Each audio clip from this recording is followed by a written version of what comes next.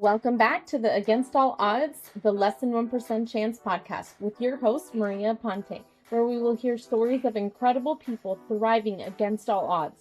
And my hope is that we can all see how life is always happening for us, even when we are the less than 1% chance. Hey, welcome back to Against All Odds, the Less Than 1% Chance podcast with your host, Maria Aponte. I am so excited for this conversation because it's those gut feelings that just know it's going to be so good. I'm going to quickly introduce my next guest. Her name is Erin Gallagher.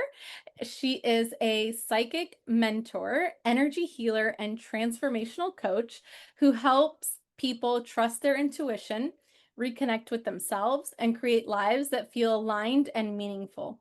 After overcoming a 17-year drug and alcohol addiction and experiencing a profound spiritual awakening, Erin has spent the past decade guiding others through healing, personal transformation, and intuitive development. Through her work, she helps people trust themselves again so they can follow their truest wisdom of their soul. I love that. Erin, welcome to Against All Odds. I'm so excited to have you. Thank you, Maria. I'm so excited to be here and to talk about all the things. So exciting and inspired. I love it. Okay, so what is your Against All Odds story? Where did it all start for you? So my Against All Odds story, if I kind of start from going backwards, is when I stopped drinking after 17 years of alcohol addiction, of doing drugs, of all the things like that. And when I stopped, that's when I had my big awakening. I was like, when you are either an addict or anything else where you're like numbing or hiding or trying to cover your true self because of fear, and it's all stripped away, or you stop doing something, sometimes you don't realize, oh, I've been numbing myself or being this false identity for 20 years, 30 years, however long. And I didn't realize, because I was in such deep denial from so many years of addiction, how deeply numbed out I was. When I stopped drinking, I just thought, oh, I'm just going to do this. It was like a test. Someone challenged me to stop drinking for 2 weeks, and I kept saying no. I was against it, right? I was like, no, I have a trip to Vegas. I have my birthday. There was always something. Mm-hmm. And after he challenged me a bunch, I was fine. Finally, I was like, fine, I'll do it and I'll show you. And then within 2 days of quitting, I was like I was shaking, and I did not realize how deeply addicted I was. But what happened was I had this huge spiritual awakening, and it was to the point where I would walk into a room and the lights would flicker. I was affecting electronics and stuff like that. And I was everywhere I would go, the lights would go out or something. I was like getting freaked out because of it. But so that's kind of where it started. But the against all odds part is that I grew up in a very chaotic alcoholic household. My dad was alcoholic. And the way that I coped was, they say fight or flight. I was freeze. Mm-hmm. So I was always freezing or fawning, trying to make everything okay and everyone okay. So I became a people pleaser that way. So my identity was formed around trying to be who I thought people wanted me to be, or so that I could make the household safe. And then after years of trying to do that, you realize there's nothing I can do to make things safe. It's just like this. I started using drugs at a very young age. So I was doing meth and smoking crack and sleeping in storage sheds. And I just went straight from good kid just graduating high school to the worst of the worst. And I feel like I told someone that story, and she goes, you became the perfectly worst version of yourself, because I was talking about how I had the perfectionist stuff. And she was like, you went the opposite way and just became the perfect. Yeah. And I was like, that's exactly what I did. And so after, I'd say, 6 years of really heavy addiction from the age of 16 to 21, I moved to Boston from Washington State. But when I moved, I just replaced the drugs for alcohol. So then I became an alcoholic and was an alcoholic for another 13 years. So what happened was, after quitting everything and having my huge spiritual awakening, I was having insane panic attacks and spots were happening all the time, near-death experiences, or almost passing out and not knowing what was happening to me. And so I went the route of holistic healing, and I started going to spiritual holistic supporters and classes and tarot and Akashic Records and Reiki and healers. And in doing that, I supported myself in healing my drug and alcohol addiction naturally and holistically. And so it was, because it was really hard not to go And it takes all kinds. I don't judge any path, but I could have very easily just got on a bunch of antidepressants and Yeah. anti-anxieties and stuff like that. And I walked with myself through it. So that's the biggest piece that I'm connecting with you for, but to talk about like how it doesn't matter how far you go or how bad it gets, you can always rebuild and create the life of your dreams. Yeah. Yeah, I have experience, not personally, but I think that my brother's addiction and growing up watching him fight that addiction for, I think it was like 20 years or so, definitely was the moment of this is all I need to see Yep. to not not go down that road. But I watched it and I remember seeing him fight with himself in sleep. And it was the roller coaster of a family households that parents that didn't want to give up on him, but also knew that they needed to at some point. It was a lot. So I could definitely, and I see him now in his 40s, had a baby for that he didn't think he was ever going to have. He got married. Like all these, he's phenomenal in his job. It is so cool to see that type of transformation and that type of healing and the way that he went about it. And I think that you're right. Everyone has to go about it the way that is best for them. I think that it takes courage when you do it without the additional supplemental help. Yeah, and it helps. It does help. And like I said, how it takes all kinds because people know, and like you said about your brother, like everyone has their own path. Yeah. And that's why you can't really try to help people that are in it because Yeah. you're in it. And actually, like my mom always says, I wish I would have done A, B, or C or thrown you into rehab or whatever. And I'm like, actually, mom, you could have made it worse. I could have gone down a different path of staying an addict longer if someone would have tried to come in and change something. I see it now that I work on like the psychic level doing like soul work. I see it as a sort of experiment that my soul took on. Okay, Yeah. for this many years, I'm going to do this in order to go down this path, in order to then heal it and then to learn how to help others heal it later as well. And so it's like we were talking about how everything happens for a reason, or getting out of the victim story about like, how did it happen for me, Hmm. is really important. And that's why I love about some people do the either medicinal route, some people do the traditional therapy, some people do what I did. There's so many different ways to do it. And I relate to and also honor all kinds. For me, growing up with my dad, he was in AA all the time. And so Yeah. I grew up in the program in 12 step with him. And so whenever I tried to do 12 step, I loved it, but it felt like my dad's program. So it never Yeah. felt like me. But there is a program called Adult Children of Alcoholics, Oh, okay. which I really love because it's not about, like in Al Anon, it's about the alcoholic or the addict that's affecting you. In Yeah. AA, it's about the alcohol and the disease of alcoholism. In Adult Children of Alcoholics, it basically means that like you never had a chance to really grow up because you were either in Yeah. a dysfunctional household.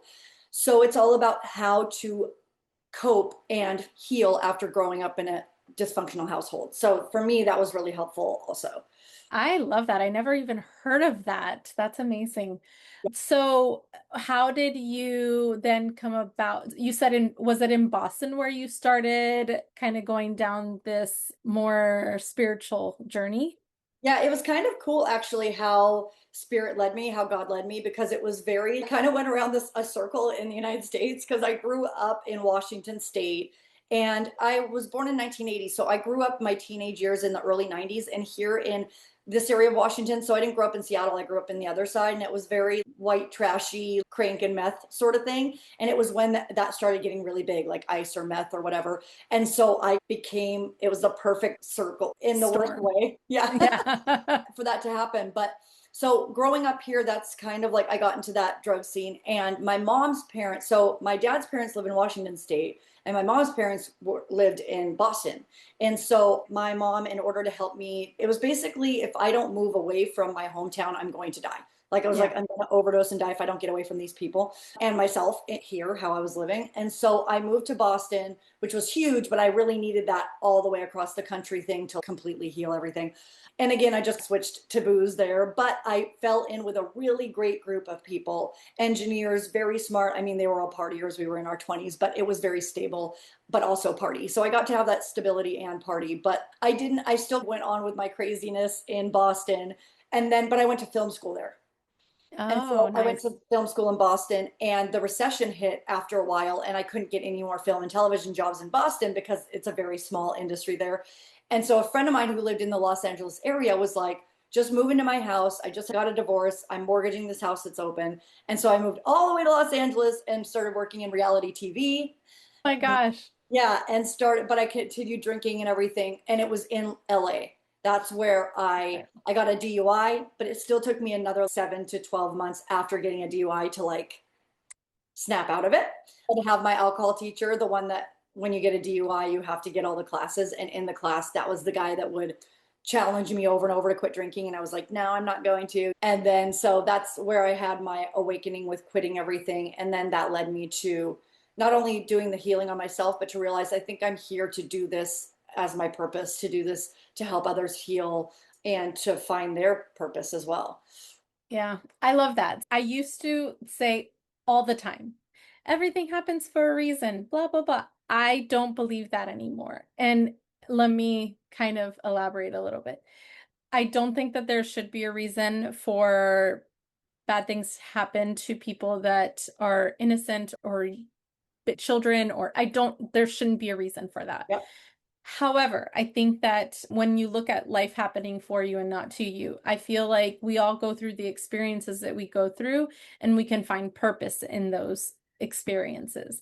So I don't believe it should be a reason, but we can always find purpose. So I wouldn't change anything that I have gone through, and I've gone through so many things in my life because it's made me who I am, and I feel like I have a purpose. Yeah, that whole thing of, because I get both sides of it. I understand that everything happens for a reason, but it can come off as dismissive for people that are really struggling. It's kind of like when you're really struggling and you tell someone and they're like, it'll be okay. It's Yeah. like, I know it will be okay at some point, but right now it's not. And I need you to hold space for like where I actually am now. And it's very hard for people to sit with darkness or heaviness or sadness without trying to change it, fix it, or make the person feel better. Yeah. And so I get the both sides of that. I think, and you're right. It's not that it happens for this reason. We don't want to have a reason for anything that's victimizing someone to happen, but what we do with it. Like, how am I Yeah. going to take it? What reason do I have that's going to help me and possibly others? And it doesn't have to be for others. I have a lot of clients where I'm like, you're here and meant to be selfish. You're not Yeah. here to take everything and do everything for others. Because sometimes a lot of the people that come to me are such givers that they are tapped out. They are drained. And I'm like, you get to do everything for you. And if people need something, they get to take care of it for themselves. That's on them, not you. So there's all sorts of stories when it comes to that. I love that. Yeah, I think it's just a beautiful journey to even realize it. Yes. I honor that journey in not only myself, but in like all the people that I talk to. And it's so powerful when you understand that what connects us and all humans is the shared emotion. I could have gone through something completely different than what you've been through, but there's that shared emotion that connects us. And I think that kind of is what shows others that I don't have to have gone through the same thing as you, but I can understand what that feeling that you went through, and the fact that you feel like you've seen another side and found purpose behind it gives hope to those that need it. So I Yeah. love And I love too how the universe or God or spirit will connect us to the right people at the right times. it. Mhm. There's never a coincidence with that. There's always it's like this big chessboard. And it's okay, this, and I love Uh-huh. seeing all those connections and how they fall into place. It's really Oh, cool. I know. To sit back and look and connect those dots has been super cool. The way that I met my Reiki master friend that ended up being the catalyst from that session I had with her back in 2022, this podcast came about. And from that, I've met people like you that I'm like, oh my God, I feel like my life is forever changed because of this connection. But this connection wouldn't have been here if years ago I wouldn't have met this lady that my friend was like, hey, she's in school to be a therapist and she needs somebody to practice on. And I know that you're very open with your story, so you can make stuff up if you want. She needs the practice. And that's how I met this woman that completely then altered my life in so many different, she just had pieces of like inspiration throughout the years of my life. So Yeah, I know. it's I actually know most people I hear, plus myself, had a big awakening during their first Reiki session. It's like the activation, how it happens. It's so interesting because a lot of times it will be like a vision or a just an acknowledgement. And like you were saying earlier, like the fact of knowing it, like why yeah, something is happening, or, and that's what, when I do work with people and myself, it's like just acknowledging it and being yeah, open to it is enough. Because some people will be like, I need to be doing this, or I should be doing this, or I should be doing that. I'm like, you're doing everything perfectly. By knowing and just acknowledging it, that's it. That's all you have to do. The pieces will fall into place. You don't have yeah, to force it. But unfortunately, sometimes with everything like with social media or whatever, we're comparing ourselves or thinking we need to be here when we're there. And all of these things that we think we need to be doing, or the way that we need to look, or all of these like false things. And I'm like, that can sometimes that can actually sometimes make us go backwards, because if we feel like we're yeah. supposed to be doing that and then we get in our head and then we make ourselves feel bad about it. No, just acknowledge when something happens, because a lot of people aren't doing that. A lot of people are walking around zombies in their lives. Absolutely. I have a mindset coach that I've been just great friends with for many years, but he always says, stop shooting all over yourself. Yeah. You shouldn't be anywhere except for where you are right now. And I think it's beautiful and perfect Yes, yeah, when we it is. actually understand that. Yeah, exactly. So what role do you feel intuition and self-trust played in rebuilding your life from the ground up? Yeah, it's interesting. I grew up in a household that was, my parents were hippies in the 60s and 70s, and it was really open. I got really lucky with that. I was able to practice whatever spirituality I wanted. I never had any judgment. It wasn't like, don't do that or do this. I luckily had that laissez-faire, figure it out on your own, see how, what do you like, what do you not like. So I had that freedom from the very beginning to kind of go my own way and what felt good. And so I was always really spiritual and intuitive, but didn't really know it Mhm. or know how to manage it. And so that's a lot of the work that I do now, is that a lot of people that come to me are highly, highly sensitive, high functioning, usually high functioning women that feel everything, and they attribute it, or they'll get, for example, they'll have high anxiety or ADHD or ADHD, like high functioning autism. And I help them to be able to see that those are actually gifts and how to use them, that those are might be psychic intuitive gifts that they are attributing to something else. Not to, of course, dismiss ADHD or ADD, but those things are usually intertwined, right? And Yeah. so I was able to really just flow through my own spirituality, even during my addiction. Even when I was on death's door, I wrote a story on Substack about it, about how, I think it was called God Found Me in the Crack House or something. It was basically like, even at my worst, when I was this drug sick and just really at the bottom, I felt God all around me, or spirit all Yeah. around. I call it God, but it's just Yeah. the all there is, right? And sometimes I think people think when they're doing wrong things or that they're bad and that God or spirit isn't there with them. And I'm like, it's actually, it's The there with you opposite. more. It's just Yeah. that you may not be able to hear, feel, or see it if you're clouded by whatever. And so spirituality was always around me. I just had numbed it so long with what I was doing to survive and cope with being Yeah. highly sensitive, that I didn't really know how to manage it until when everything popped open and started getting extra, and because I started hearing and feeling spirits and stuff. So I had to go to a medium and be like, what's happening to me? Am I a medium? What's happening? And thankfully, with my own openness, and there were a lot of friends that didn't get it at first, but as like when you're evolving or opening up to things, there are people in our lives that are meant to be with us for a season and not always. Yeah. And there's always that grief, grieving the parts of us that we're releasing, or grieving the friends that were there with us then, but don't need to necessarily go with us to the next chapter. So I always had that inkling of spirituality, but when I quit drinking was when it really smacked me in the face and was like, this is who you are. This is what you're meant to do. And that's where I started getting into the intuition piece and learning about that. So like you said about Reiki and other things, it was, I call it spiritual dancing, where you're led to one thing and then the next thing and then the Uh-huh. next thing. It felt like that. It was very, I got clean, then it was like, felt like I needed to go to this intuitive reader, and then I felt called to Reiki, and then I felt called to Akashic Records, and then I felt called. So I just hopped all over, either getting support from others or realizing I was meant to do it. Tarot, astrology, all the things. So that's a really long answer to your question. No, I love it. I love it. So I was the opposite. We were raised Catholic, and that was either that or you're in the wrong religion and everything else is wrong. So it made me have to feel like I wrestled a lot with spirituality because I feel very connected to God. I know I have a badass relationship with God. I know it. I've been through enough near-death experiences in my life that I could say the connection is there.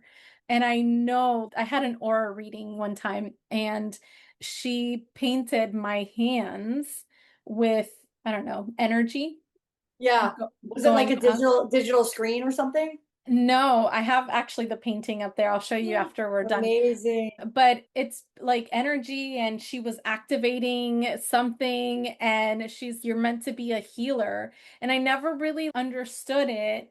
And I don't necessarily know what way it's supposed to be, but I know that like when I'm aligned to the things that make me feel that inner knowing of, ah, this is exactly where I'm supposed to be, amazing things happen, whether it's with people around me or so I know that something's there, right?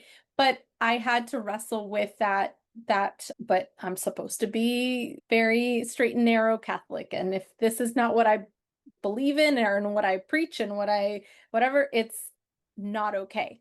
Yeah. And so it was a lot of that wrestling back and forth with, is this okay? But God is everywhere. And so I had to understand how it was, everything was okay for me and Yes. what felt right to me. Yes. And you are okay. If this is what you believe, have at it. I am not here to deter you from anything.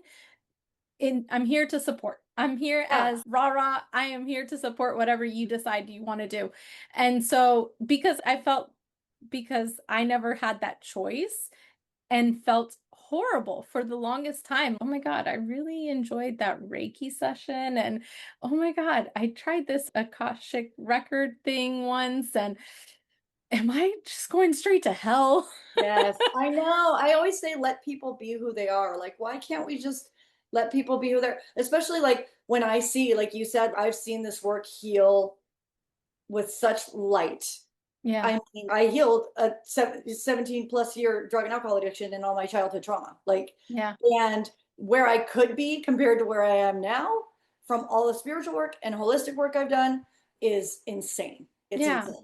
And I so, yeah, unless for me, it's like you're not hurting anybody. What's the, but I think that God is everything. God is in everything. It's everything. So luckily, because growing up in the non-judgmental household, I was able to just like, I don't have that mindset. I guess there's something that I really liked where it's like there's fixed mindset and forget what the other one is. It's like open mindset yeah, or where it's basically like you're either fixed in this is the way it is no matter what, or you're open to experiencing different things or evolving, or maybe I'm not right. Maybe challenging yourself with love. Is that belief yeah, something I believe?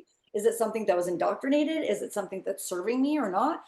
And in a neutral way versus like I yeah. should be doing, I'm not doing that. Because when we're judging either ourselves or others, we're really wasting a lot of time. Like, Yeah, absolutely. Yeah, I definitely agree. I feel very called to just be a good human. yeah, That's what feels right to me. I am a good human. I wish good things for others, kind, good human. That's what I want for my kids. That's what I try to emulate. At work, they call me the purple energy girl because I'm always bringing my purple energy to whatever room I'm in. And I just want to be a good human and help other people. And that, I think, is where my purpose is taking me. And I Yeah. don't feel judged anymore. I'm just gonna do me, and it doesn't matter whatever anyone else thinks. Yeah, I love that because when it comes to guilt and shame and all of that, it's just poison. It's toxic in the body. I mean, the mind body connection, it's if we feel those things, the so for example, if we're like trying to lose weight or something like that and we can't, a lot of times it's emotional stuff, or if we're holding on to the shame or guilt, it's like you can work out till you're blue in the face and do all the things, but And it doesn't work. if you're holding on to emotions that aren't serving you, it's just gonna stick in you and create all sorts of problems. So I want to kind of share with you my very first Reiki experience that I didn't know was Reiki. So I used to be in the hotel industry, and my destination that I covered, that I was the product development manager for, was Miami. And there was this hotel in Miami called the Canyon Ranch Hotel. And it was a holistic, very spa resort kind of feel. And they had all kinds of different treatments. And my contact there was like, Maria, you have got to try this. And I was like, okay, what is it? And I'm actually going to book you because you've brought us a lot of business. I'm going to book you a session with this lady. It's called the energy healing massage. And I was like, okay. sounds weird. What are you talking about? What is this? And believe me, don't freak out, but I spent the whole time crying, and I was like, dude, what are you signing me up for? But okay, whatever. Yeah, I'm what down. is it? So I go in, and she doesn't ask me too much except, is there anything that I need to watch out for? And so I sit down and I'm like, yeah, do not touch my lower back. My lower back is to the touch. It hurts. Don't, just leave it alone. You can massage everywhere else, just don't touch my lower back. And she was like, okay. And so I lay down, and it's this beautiful white room with so much light coming in. And there was, at the time, I didn't know what they were, but there was bowls all around, sound bowls. And I was like, God, it's just dreamy. It's beautiful in here. And so I lay down, and all of a sudden I feel that she's just hovering over my back. And I'm like, what is happening right now? What is this feeling, this twitch that I feel? And she's not even touching me. Yeah, I thought this was a massage. Well, I don't get it. Yeah. And so she ends up saying to me, oh, I feel like you have a lot of sexual trauma right here, and presses down in my lower back. And, but it was like this energy that just pressed down. And I spent the full hour crying, crying, snot, like Yes, crying, letting it all out. And I think that for so long, I kept this dis-ease in my body, and it was creating this disease, right? And I was like shooketh. As yep. I finished, and I was like, what just happened? And I had dinner with my friend right afterwards, and I went in my gym clothes, and we just sat on the beach for a while, and I was just like, what did I just experience? And she's like, I know, right? She was like, this was crazy. And I still didn't know what it was. Years later, I meet my friend Rachel, and I do a Reiki session with her, and all of these things that I was like, it all connected. After that, I didn't have back issues, and I wasn't sensitive to the touch on my back. And I'm like, what just happened to me? This is crazy.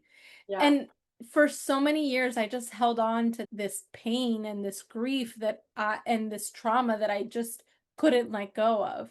And yeah, so that was like my first Reiki experience that I didn't know was Didn't Reiki. realize.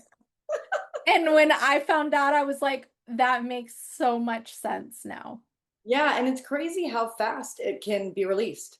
Because people, we're so used to when I have a pain, all I can think about is the story around how it happened and how it's going to take either just as long or it's never going to be able to take care of. Or if someone was to say, I can make your pain go like that, it's like there's no understanding that that can happen. But there's so, when we have that emotional tie or connection, or we're holding it in our body without realizing it, and then all of a sudden it can happen. We can release something like that.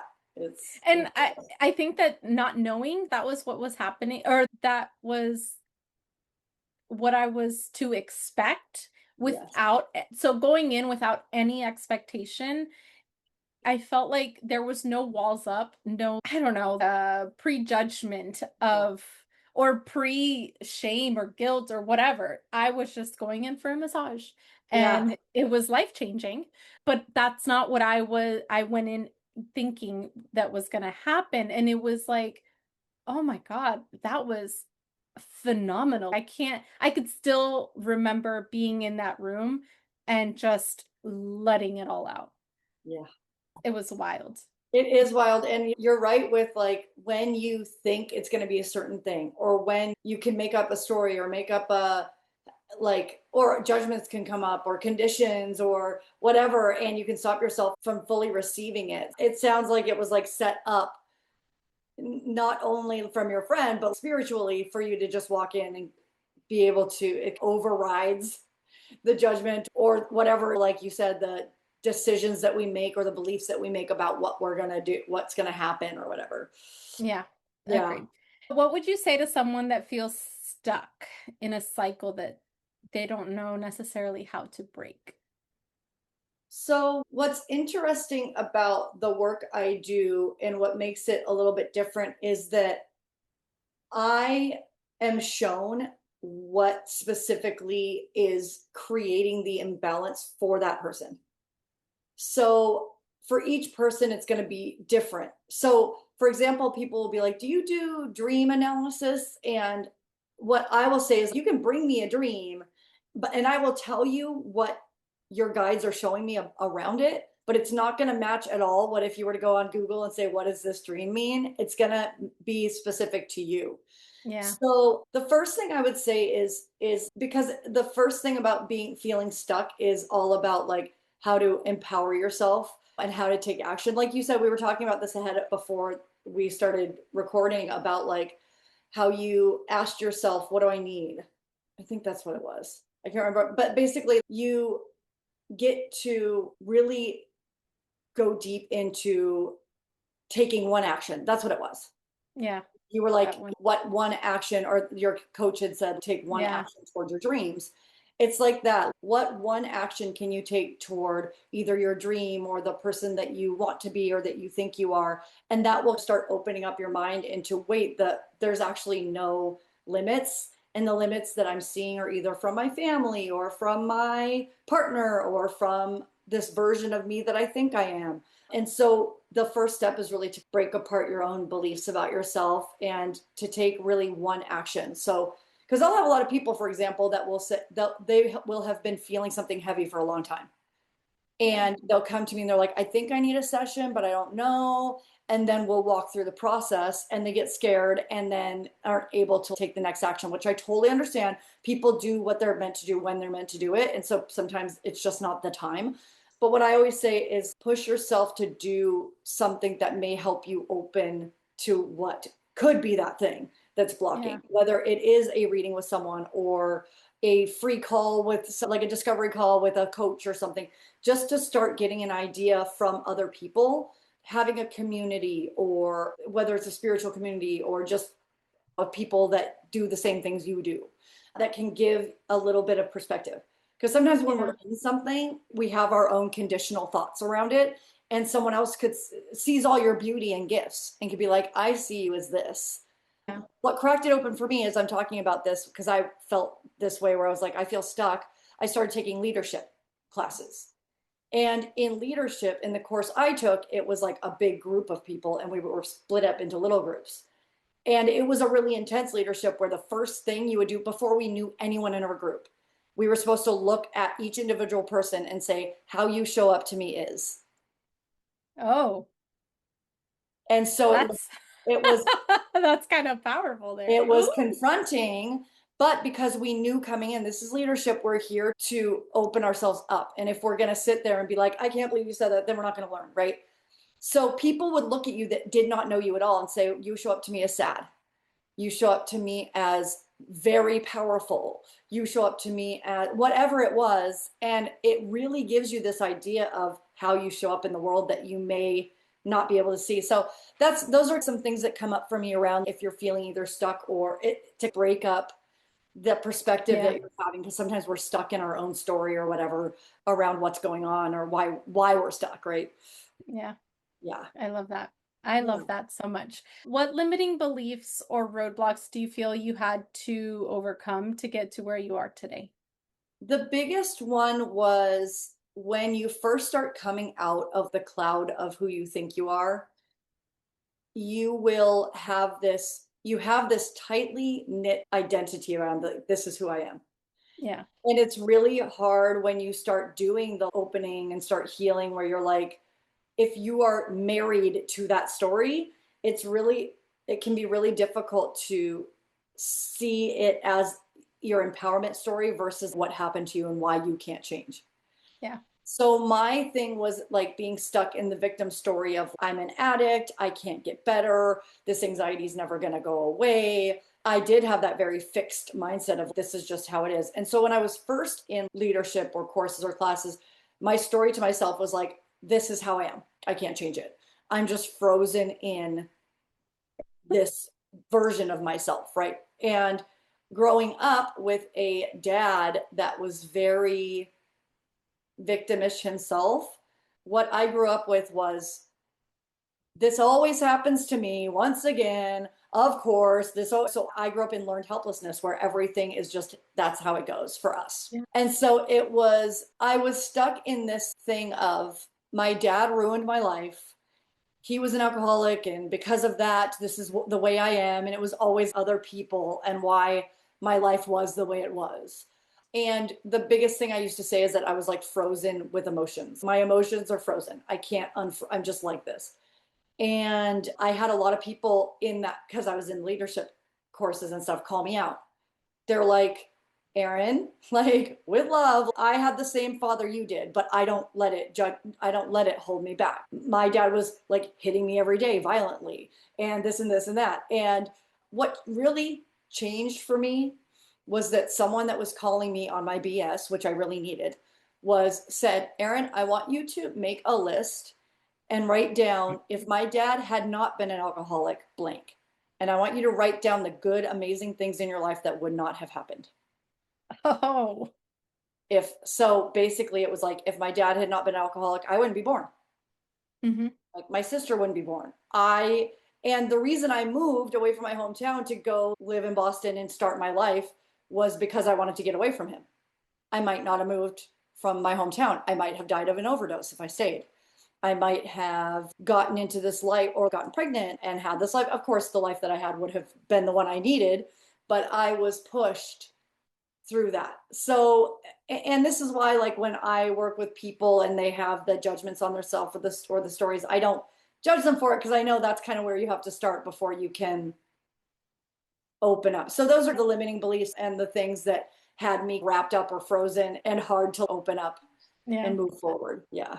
I love that. That's very good insight because we all kind of start in that self-judgment and stay in that cycle until we kind of break ourselves out of it. Yeah. Yeah. I did a course once called Rebuilding Your Reality. Mm-hmm. And it was based on 3D, which is being in the 3D reality of Earth and a human on Earth or whatever. And then it was like 4D and 5D. So like when you start to ascend or to think differently or to not think I'm just a body stuck in this experience and you start to think, wait, I have a soul plan. There's other things going on here. When you start divorcing yourself from the idea of who you are, you can see things so much differently and there's a sense of freedom. around it and expansion. And so it can really serve you to let go of that. Oh, that's what it was, the fixed mindset and growth mindset, to get out of that Yeah. fixed mindset and get into the growth mindset. And it's sticky. It's not always going to be easy. There's going to be times when you think you know it all and you don't, or there's going to be times when you think you don't know anything, but you actually know exactly what you're doing. So it's follow the path, let yourself be the human that you are. Like, there's nothing wrong with you. You're doing in perfect timing, and letting yourself just flow. Yeah. Yeah. I love it. Yeah. So, what daily habits or rituals have helped you reach your level of success? So I like how you frame it with level of success. I've been running my spiritual business, Air Inspirational. I've been running my business for 10 years now. And it's had so many iterations because in doing your purpose work as a job ish, like doing the podcast and everything, it can be easy to get meshed or to not be able to separate yourself from whatever your purpose is. And so for me, I need to, especially, so the work I do, I'm connecting to multidimensional energies and people's soul paths and purposes and different light grids and different languages and all of these different spiritual dimensional things. And because of that, and me being this dense, I'm just a human, right? Like anyone else, Yeah. I can take on a lot of static or heaviness or whatever without realizing it. And so it's very important, especially after doing this work this long, to have, for me, and every person's going to be different, but for me, I don't really start going until 11 a.m. For me, like I'll wake up at 7:30, and even from 7:30 till 10, I am just doing, I need to get into my body.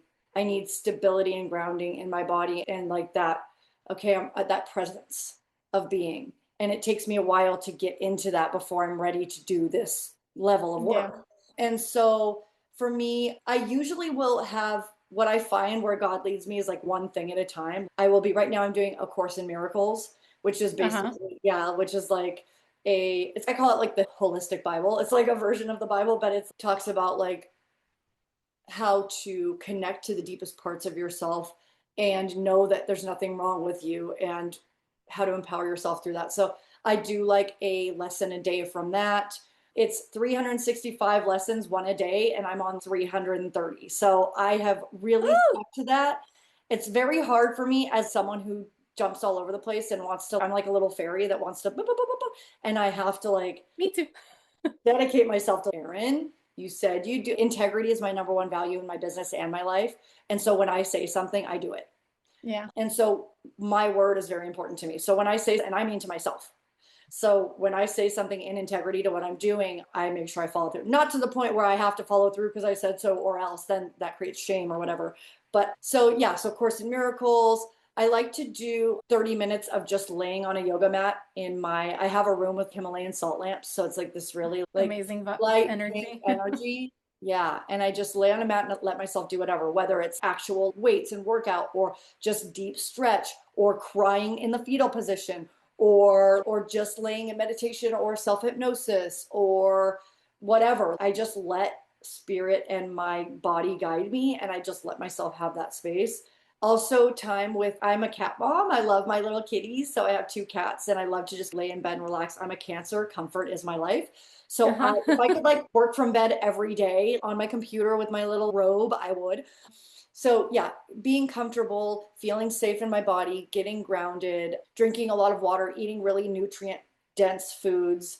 I am to the point now, because I have a very strong relationship to my guides and God, where I will know I can even feel if on a cellular level my body is off, and I'll be like, I'm going to get sick in 4 days. I can feel like how long it's going to be. Wow. I'll feel like a seed in my body of, oh, something's going to happen in my left shoulder. I can feel everything. So, and that's a blessing and a curse, because when you feel everything, then it's very overwhelming. Yeah. So it's really like getting in touch with myself. Also with the overwhelming thing, how to get in touch with my gifts, my sensitivities, and create an auric film around myself so I'm not open to everything and everyone, because that can get a lot. And I know, I'm sure a lot of the people that tune into your podcast are highly sensitive or extrasensory or feel everything. And so that's what helps me, is to kind of really get grounded with God and my guides and create that I just say I just say God's white light. I surround myself Yeah, with God's white light and clear out all of the static with God's white light. And that's what helps me. I love it. I love it so much. Yeah. Okay, so Erin, this has been amazing. I Yes. Thank you so love much. this conversation so much. Tell our listeners where they can find you. So my business, as I said, is Air Inspirational. It's a play on words. One of my biggest values on top of integrity is inspiration, inspiring myself, inspiring others, helping people to heal on the deepest levels in their soul and in their lives so that they can live the freedom that they came here to live. So I help people see what their soul has in store for them, what they're meant to do, what they're here for, and how to take action on that, and also how to find their psychic gifts, utilize them and use them for whatever, whether it's to help themselves and that's it, or whether to create a psychic business out of it. So my biggest things are I'll do one-on-one readings with people. So either tarot or Akashic Records. And that's where I connect to the soul blueprint of a person and walk them through their path and purpose and past lives and future lives and everything else. So I will do readings, but the readings are usually lead to either 3 or 6 month packages. And that's about the transformational soul coaching to help people get from point A to point B about where they want to go. And then I have an ongoing program called Psychic School. So it's here local in the Tri-Cities area of Washington, and people fly here to take it. So people can fly here, but I'm going to start doing it online on Zoom as well. So it's basically how to tap into your psychic gifts and how to use them. And we go into clairvoyance and we do fun psychic activities. And there's an opening meditation with a breathwork coach and then a closing sound healing at the end. So it's a really great experience. And that's a weekend course. And then I have a thing called Spiritual Business Academy. So that helps people create a spiritual business if they want to, or take their gifts and go deeper with them. So those are my things. My name is Air Inspirational on all the socials. So I'm mostly on Facebook.